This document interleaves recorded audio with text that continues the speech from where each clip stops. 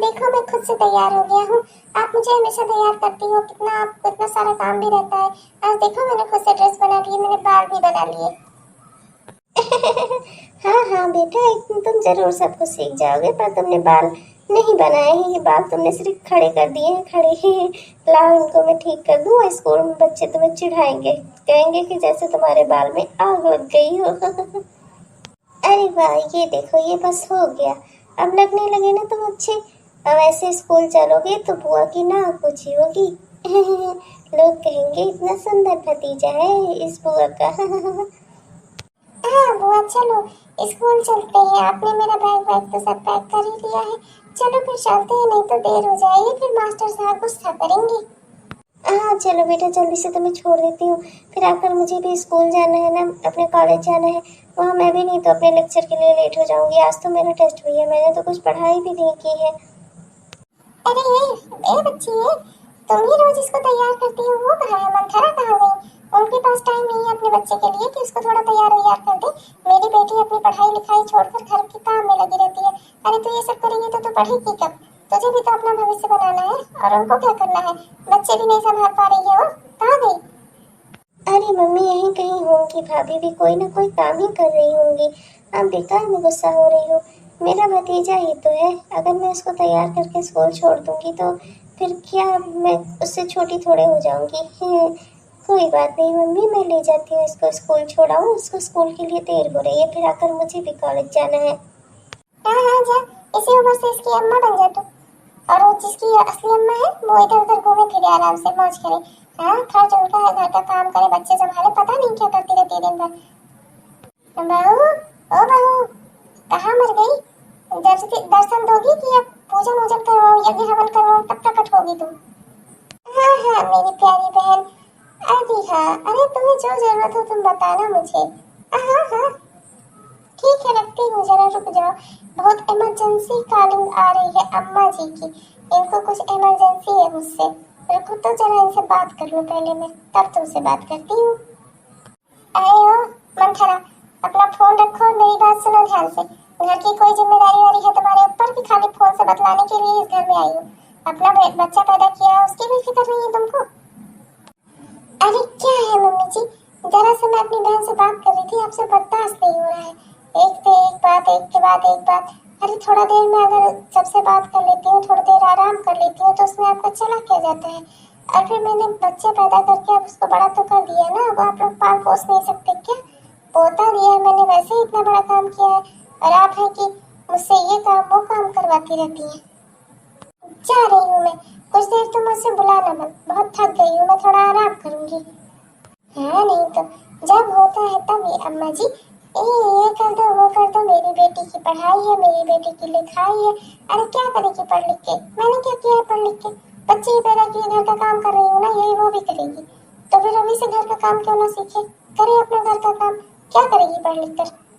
हाँ नहीं तो मेरी बहन पढ़े बस, मैं तो यही चाहती हूँ वो खूब आगे बढ़े। हाँ दोस्तों, मेरी बहन भी आपकी बीएससी कर रही है, बीएससी। मैं भी सोच रही हूँ खूब बढ़िया नंबर से पास हो जाए, फिर उसको बढ़िया सी आईएएस वाली कोचिंग में डलाऊंगी, आईएएस बनवाऊंगी अपनी बहन को, आईएएस बनेगी मेरी बहन। हाँ जितना फीस वीस लगेगी सब हूँ ना मैं देने के लिए। उसका कपड़े लत्ते का खर्चा, उसके फैशन का खर्चा, उसकी पढ़ाई लिखाई का खर्चा, उसका नया मोबाइल। और जब उसका पुराना मोबाइल पुराना हो जाता है बहन ना, तो फिर उसको नया मोबाइल चाहिए होता है, तो वही तो दिलाती हूँ उसको। तो ये सब भी मैं देख लूंगी, आखिर मेरी लाडली बहन है वो। पर ये मेरी कौन है, नंदी तो है, तो ये बड़े चाहे ना बड़े, इससे मेरा क्या जाता है? हाँ नहीं तो चलो अपनी बहन से बात करो। हेलो, हाँ मेरी प्यारी बहन। हाँ तो हमारी बात अधूरी रह गई थी, बताओ जरा क्या बात है? दीदी वो कॉलेज में फीस जमा करनी है, और मेरा पुराना मोबाइल ना अब मुझे अपडेट करना है। अपडेट मतलब कि मुझको नया लेना है, नया खरीदना है, नया जो बढ़िया मॉडल आया है वो वाला लूँगी मैं।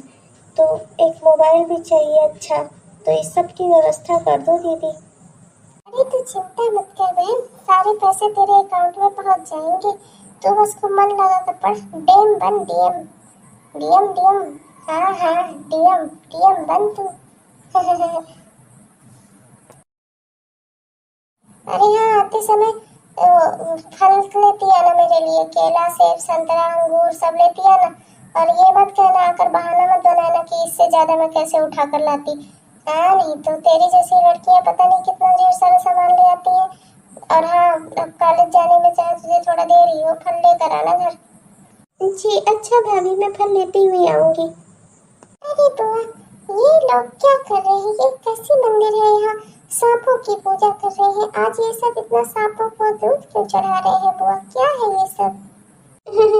बेटा तुम भी हाथ जोड़ लो। आज जो भी मांगोगे नाग देवता तुम्हारी मनोकामना जरूर पूरी करेंगे। चलो हाथ जोड़ो, भगवान से बनाओ। भगवान सबको सुखी रखे।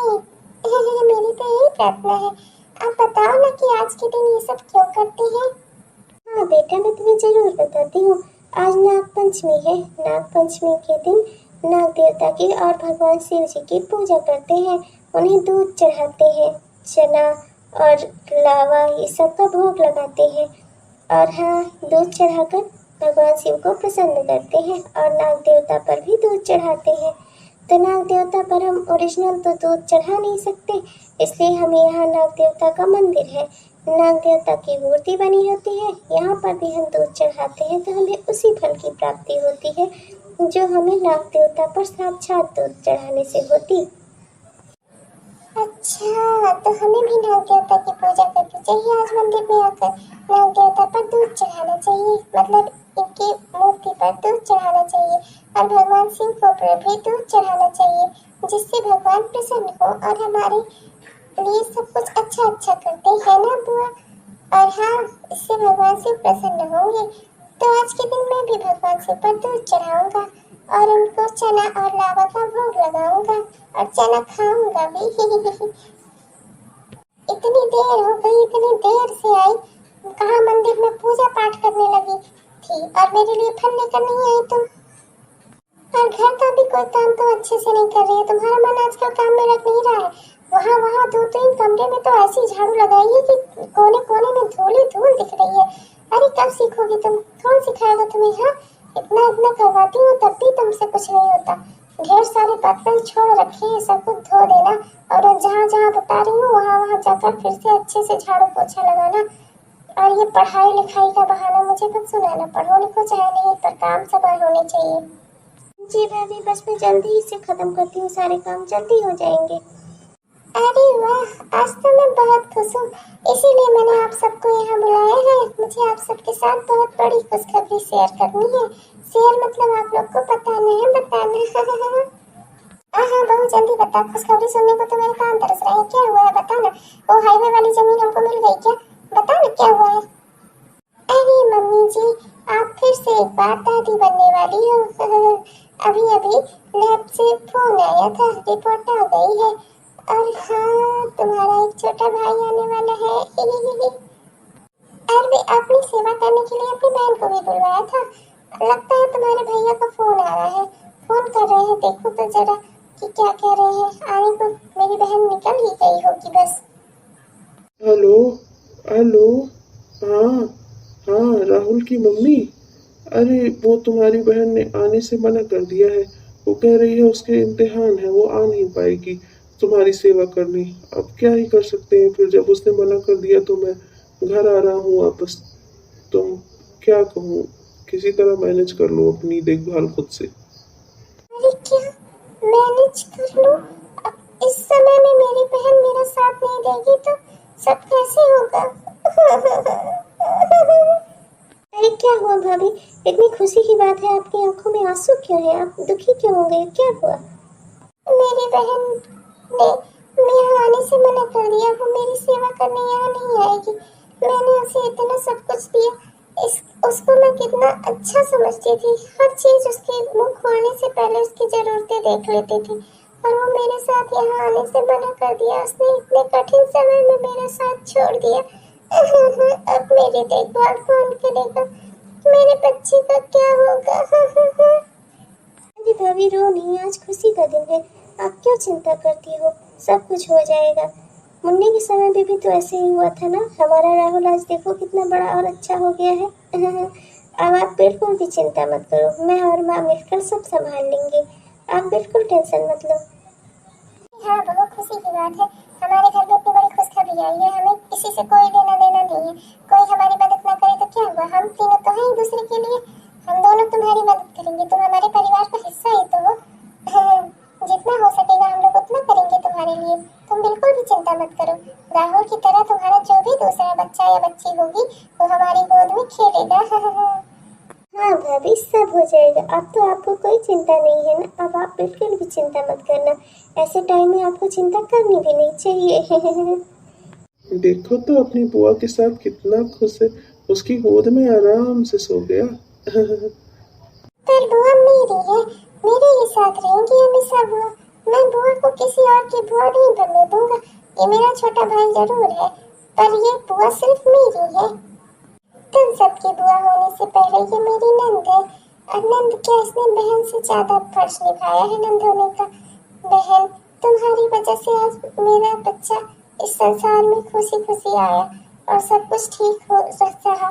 तुम बहुत ही अच्छी हो। मैंने तुम्हारे साथ इतना गलत किया, तब पर भी तुमने मेरे साथ इतना अच्छा बर्ताव किया। मेरी अपनी बहन ने मेरा साथ छोड़ दिया, लेकिन तुमने नहीं छोड़ा। तुम वाकई में बहुत अच्छी हो। अरे नहीं भाभी, ये तो मेरा फर्ज था। आखिर ये दोनों मेरे भतीजे हैं। इनका साथ नहीं करूंगी, इनकी सेवा नहीं करूंगी तो और फिर किसकी करूंगी। मैं तो कहती हूँ भाभी, एक आध और पैदा कर लो, अब पूरी टीम बना दो। मैं सबकी देखभाल कर लूंगी। क्या कह रही हो? तो दोस्तों, कैसा लगा आपको ये वीडियो? आपने पूरा देखा, इसके लिए आपका बहुत बहुत धन्यवाद। आपको अच्छा लगा हो तो इसे लाइक, सब्सक्राइब और शेयर करना ना भूलना। और हाँ, हमारे चैनल को सब्सक्राइब जरूर कर लेना। तब तक के लिए चलती हूँ, मिलती हूँ आपसे नेक्स्ट एपिसोड में। तब तक के लिए बाय।